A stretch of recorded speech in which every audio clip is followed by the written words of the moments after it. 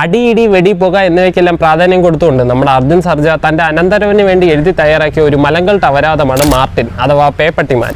ഈ പടത്തിൽ പ്രധാനമായി നടക്കുന്ന ഒരു സംഭവമുണ്ട്, ദേ കണ്ടു നോക്ക്.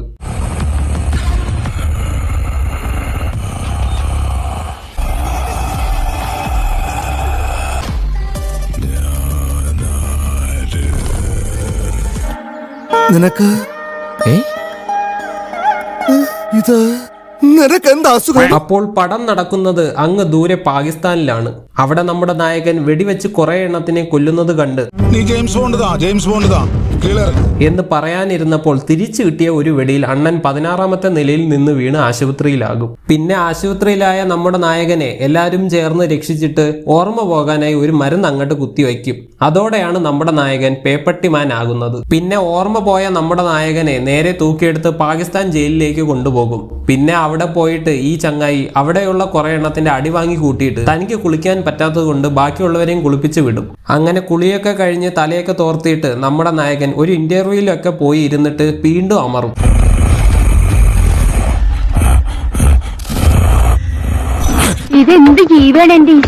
അങ്ങനെ ഇന്റർവ്യൂവിലെ ചോദ്യം ഇഷ്ടപ്പെടാത്തത് കൊണ്ട് ഷൈൻ ടോമിന്റെ ബാധ കയറിയ നമ്മുടെ നായകൻ ഇന്റർവ്യൂ റൂം തീ വെച്ച് ചാടിപ്പോകും. അടുത്ത സീനിൽ അവിടെ നിന്ന് ചാടിപ്പോയ അണ്ണൻ buy one get one free offer നടക്കുന്ന തോക്ക് മാർക്കറ്റിൽ പോയി തന്റെ ദേഹത്ത് കൊണ്ട ബുള്ളറ്റ് ഏത് തോക്കിൽ നിന്ന് വന്നതാണെന്ന് അന്വേഷിക്കും. അപ്പോൾ അവിടെ ഇരിക്കുന്ന ഒരു അപ്പൂപ്പൻ പറയും ഇത് ഗാങ്സ്റ്ററുടെ തോക്കിൽ നിന്ന് വന്ന ബുള്ളറ്റ് ആണെന്ന്. എന്നിട്ട് ആ ഗാങ്സ്റ്ററിനെ അന്വേഷിച്ച് സ്ത്രീ വിഷയത്തിൽ തൽപ്പനായ നായകൻ പബ്ബിലൊക്കെ പോയി ഡാൻസ് ഒക്കെ കളിച്ചിട്ട് അങ്ങനെ ഒരുവിധം തപ്പിപ്പിടിച്ച് ക്ലൂ ഒക്കെ കണ്ടെത്തിയ നായകൻ ഇന്ത്യയിലേക്ക് വണ്ടി കയറും. പിന്നെ വെളിവെല്ലാം പോയി വെളിവ് തിരിച്ചു കിട്ടാൻ ഇന്ത്യയിലേക്ക് വന്ന അണ്ണൻ കുറെ കാര്യങ്ങൾ മനസ്സിലാക്കും. ഇതെല്ലാം ഒരു ഫ്ലാഷ് ബാക്ക് സീനിലൂടെ ആകും കാണിക്കുക.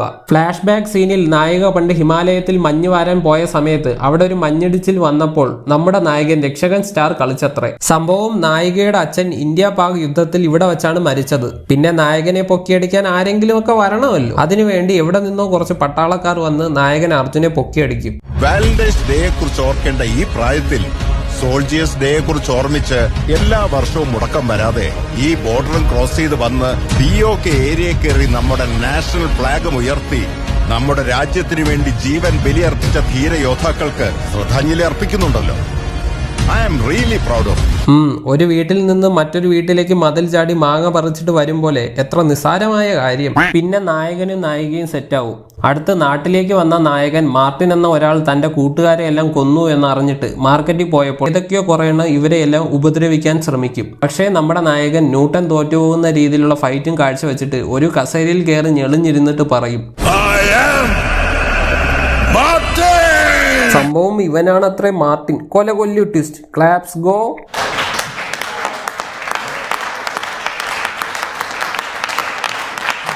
അങ്ങനെ അടുത്ത സീനിലാണ് യഥാർത്ഥ അർജുനെ കാണിക്കുക. പിന്നെ മാർട്ടിന്റെ ഫ്ലാഷ് ബാക്ക് ആണ്.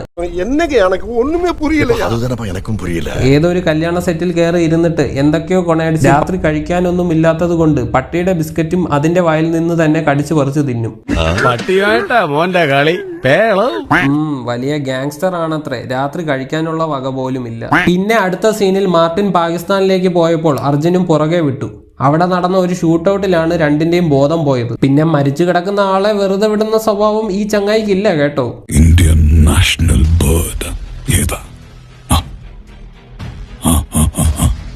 സംസാരിക്കുന്നില്ലല്ലേ? എങ്കിൽ ഞാൻ സംസാരിപ്പിക്കാം. താനൊരു കാര്യം ചെയ്യ്. നല്ല ബലാകുളിച്ചാതി എണ്ണ നമ്മുടെ സ്റ്റോളിരിപ്പുണ്ട്. അത് കുറച്ചെടുത്തിട്ട് തന്റെ തലയിൽ നല്ലവണ്ണം പൊത്തിട്ട് ആ പട്ടറ വളർത്തിപ്പ് മുങ്ങിക്കുളിക്കും. അങ്ങനെ ഇതെല്ലാം കാണിച്ചു കൂട്ടിയിട്ട് എങ്ങനെയോ ക്ലൈമാക്സ് ആയി. ക്ലൈമാക്സ് സീനിൽ കുറെ കണ്ടെയ്നേഴ്സ് നായകൻ അർജുൻ കൊണ്ടുവരുന്ന വഴി അതെല്ലാം തട്ടിയെടുക്കാൻ വില്ലൻ ഗ്യാങ് ഒരു കൊണച്ച ചേസ് അങ്ങോട്ട് നടത്തും. അങ്ങനെ ഈ ചേസ് എല്ലാം കഴിയുമ്പോൾ മെയിൻ വില്ലൻ വരും. ബൈ ദ വേ ഞാൻ പറയാൻ മറന്നു, നായകൻ അർജുൻ കൊണ്ടുവന്ന കണ്ടെയ്നേഴ്സ് നിറയെ ഡ്രഗ്സ് ആണ്. അതിന്റെ ഓണറാണ് ഈ മെയിൻ വില്ലൻ. അങ്ങനെ ഈ മെയിൻ വില്ലനെ കാണുമ്പോൾ രണ്ടുപേരും കൂടി ചേർന്ന് ഈ മെയിൻ വില്ലനെയും തട്ടി ആ കണ്ടെയ്നേഴ്സ് എല്ലാം നശിപ്പിച്ച് മാർട്ടിൻ അവിടെ നിന്ന് രക്ഷപ്പെടും. എന്നിട്ട് ഒരു പൂളിൽ കിടന്ന് കുറെ പെണ്ണുങ്ങളുമായി ഉല്ലസിച്ച് റൈനോ എന്നൊക്കെ വിളിച്ചു കൂവി ഒരു സെക്കൻഡ് പാർട്ടിന്റെ ലീഡൊക്കെ ഇട്ടിട്ടാണ് പടം തീരുക.